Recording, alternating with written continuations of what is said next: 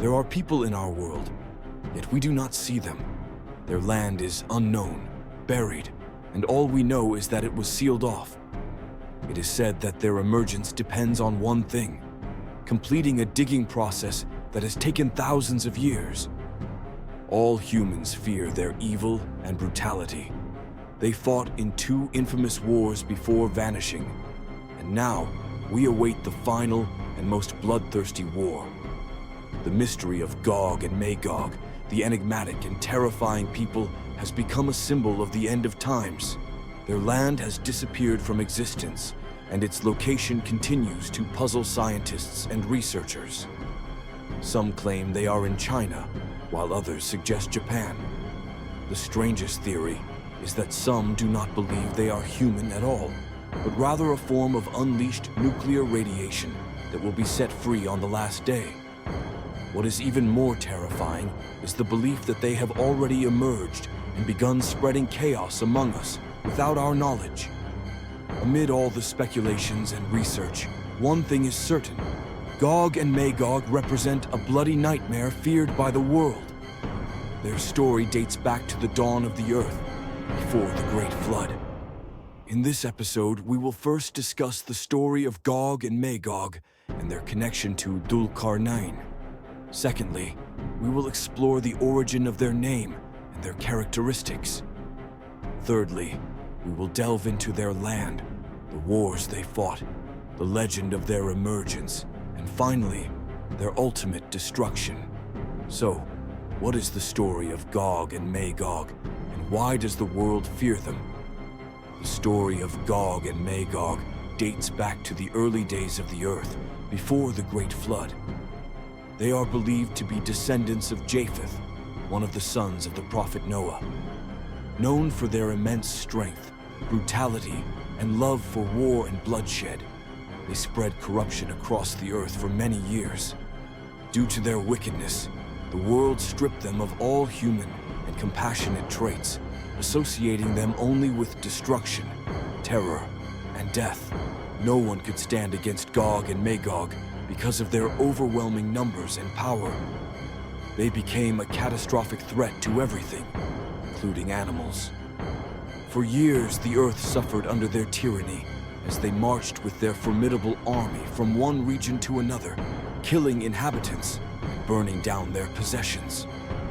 Their terror persisted until the appearance of Dul-Qarnayn, as mentioned in the Holy Quran.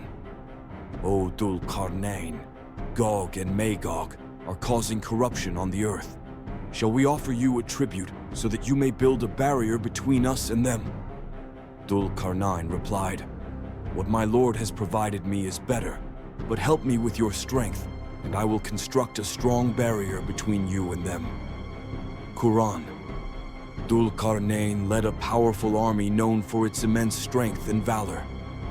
During one of his expeditions, he encountered a group of people living near the land of Gog and Magog, which was said to lie behind 2 towering mountains. These people had long suffered under the oppression of Gog and Magog and sought a way to stop them. They offered Dul-Qarnayn a large sum of money to save them from this tyranny, suggesting he build a barrier between them and Gog and Magog. Dul-Qarnayn agreed to help, but he refused the monetary offer. Instead of merely building a simple barrier, he proposed constructing a fortified wall to imprison Gog and Magog within the mountains. However, he required the people to assist him and his army using their manpower and natural resources, such as metals and other materials. The construction of the wall took place in 5 stages. Stage 1. Dul-Qarnayn identified the most strategic location between the 2 mountains to build the wall. Stage 2.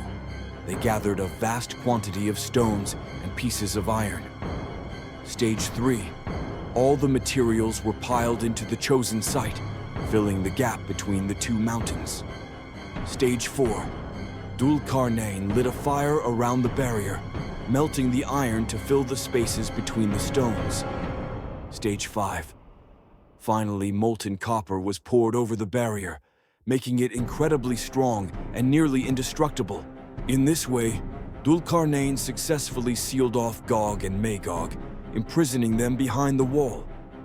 Despite their strength and brutality, they have not been able to break through the barrier to this day. Even though they dug tunnels and trenches in an attempt to escape, reaching the depths of the earth, they have been unsuccessful. They have been unable to escape, despite digging trenches and tunnels deep into the earth. They remain trapped, destined to emerge only on the day of judgment. But why does the world fear Gog and Magog so much?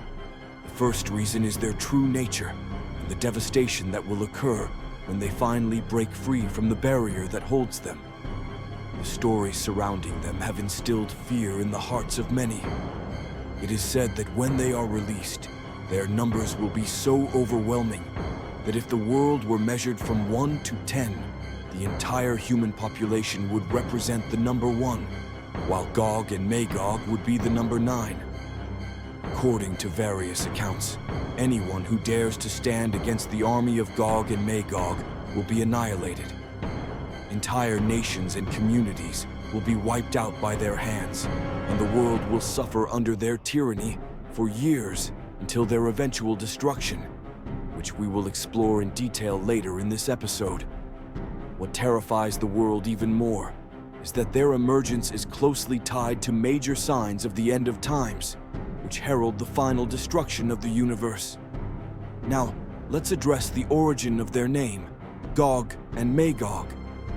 There are several explanations, but the most prominent is that their name comes from the word Ajij, which means the intense flames of fire. The first reason for their name comes from their immense power and brutality. The second is derived from Ajaj, meaning extremely salty and bitter water, reflecting their harsh appearance and their vast numbers. The third explanation suggests that Gog and Magog are foreign names from Hebrew, Gog and Magog, and, as foreign names do not have an Arabic origin, they remained unchanged in the Arabic language. The fourth theory proposes that their name comes from a Chinese phrase meaning the land of the horse people, referring to nomadic tribes north and west of China.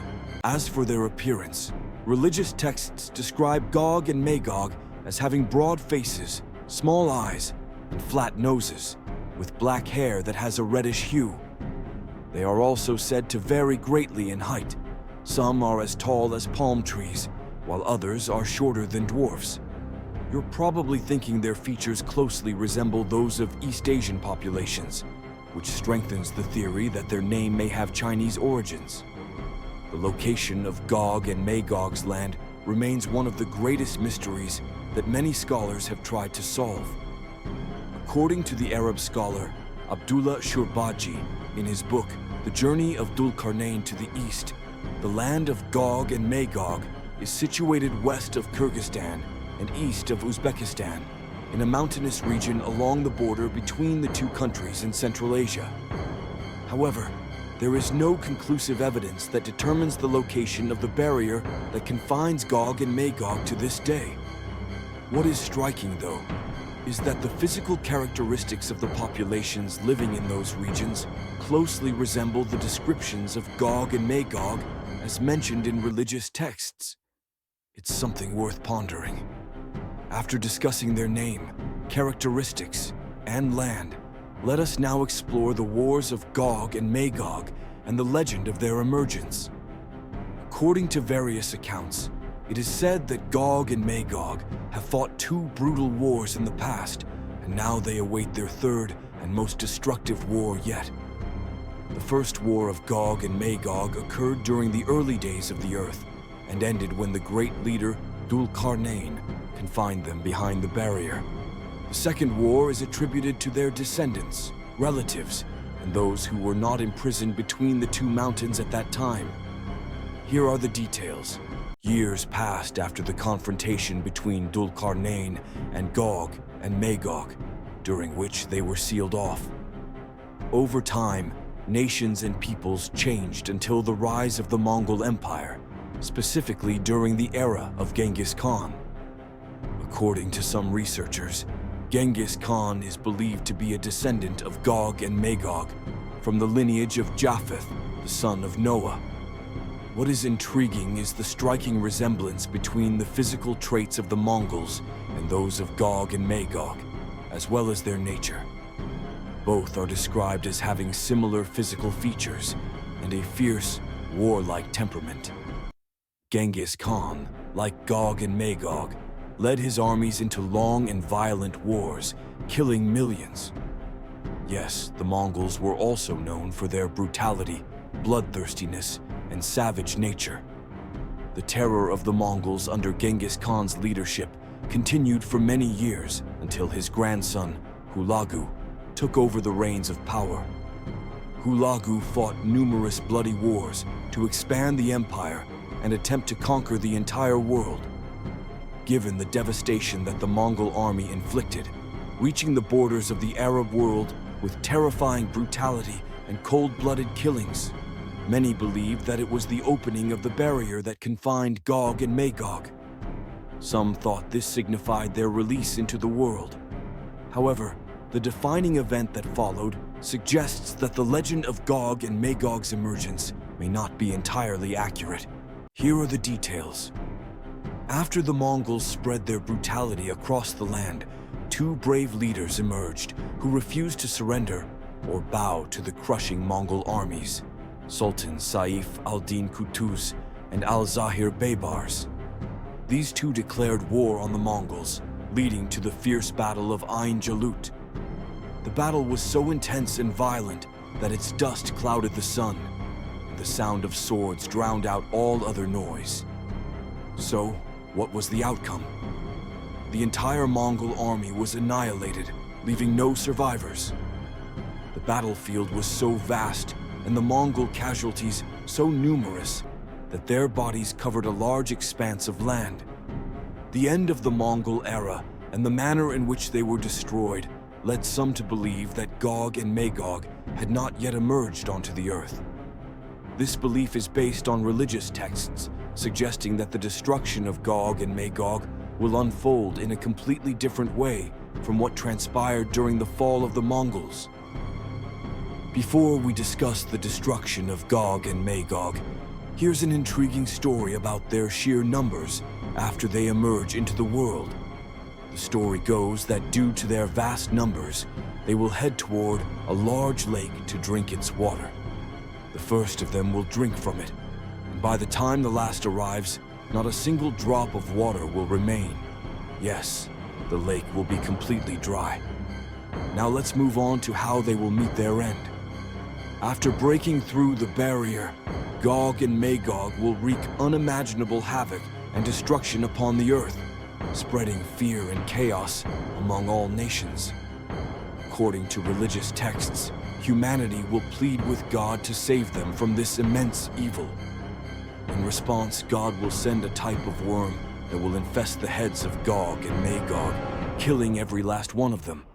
Yes, this terrifying riddle will come to an end when all of them are destroyed. Here, we must mention a theory regarding the nature of Gog and Magog. Although religious texts clearly state that Gog and Magog are human, some researchers and scholars have linked them to other factors, such as technological advancements, pandemics, viruses, or even nuclear radiation. They argue that these might be the real forces that could bring about the end of the world. No one knows for sure. And with that, we have presented to you the story of Gog and Magog, a mystery that continues to fascinate the world. We've explored different opinions regarding their name, land, and even their true nature. So, what do you think? Where are they? Could there be descendants of Gog and Magog living secretly among us? And will we witness a third bloody war with them before the emergence of their ancestors, Gog and Magog? Or could it be that they truly are not human? Could the corruption we are witnessing on Earth today, caused by technology and scientific errors, be a sign of the end times? Think about it. These may very well be the people of Gog and Magog, but ultimately, only God knows the truth. I look forward to hearing all your thoughts and comments. These interpretations are the closest we have to the true story of Gog and Magog. Don't forget to like, share, and subscribe to the channel